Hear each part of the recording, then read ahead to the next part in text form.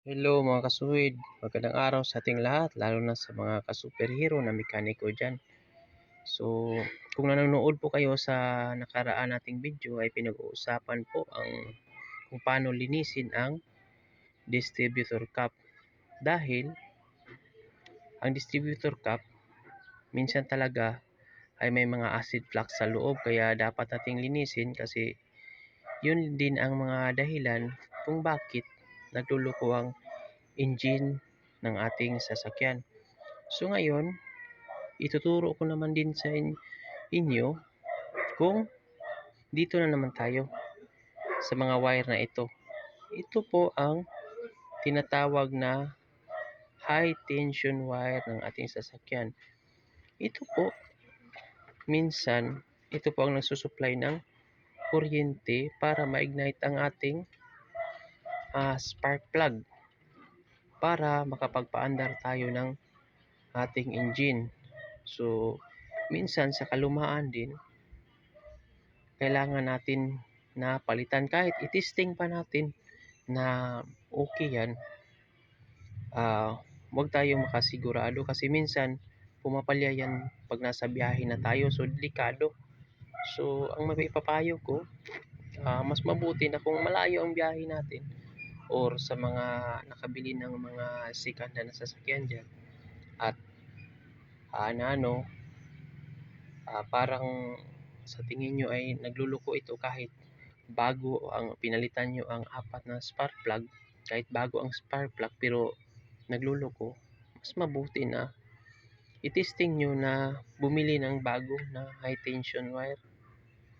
Bilhan nyo ng bago para masigurado nyo kasi minsan talaga akala natin na dito sa loob or dito sa spark plug pero dito nalinisan nyo na yung distributor cap pero wala pa ring nangyari.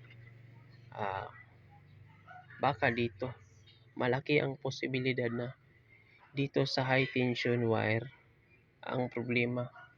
So ang presyo po ng high tension wire, ito pong sa akin ay naglalaro sa 700 to 800. Iwan ko lang kung anong sasakyan nyo, basta kung medyo luma na, hindi naman naabot ng 1,000 ang presyo ng high tension wire sa mga auto parts. So ito lang muna ngayon mga kasuwid, mga ka-superhero na mekaniko dyan. So yan lang muna. So sa susunod na video, iba naman ang ating tatalakayin.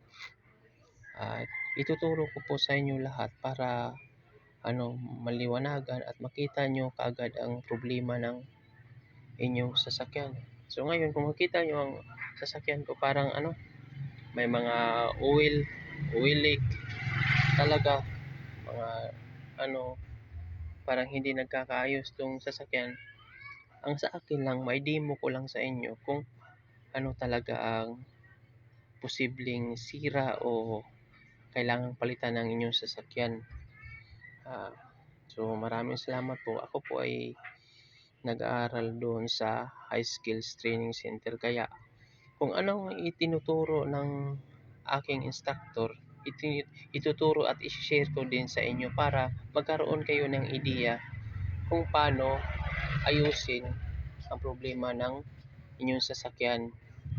So ngayon basic lang muna tayo hanggat sa ituturo ko sa inyo papuntang wiring. So maraming salamat po, hanggang dito na lang po. Ito po ang kasuwid na nagsasabi na mas mabuti na tayo muna bago tayo kukuha ng ngayong pure na mekaniko kasi para hindi tayo gumastos ng mahal pero madali na naman ang problema. So bye, maraming salamat po. Sana sundin nyo ang channel na ito. Mag-like na rin kayo. Basta manood lang kayo, okay na yun para sa akin.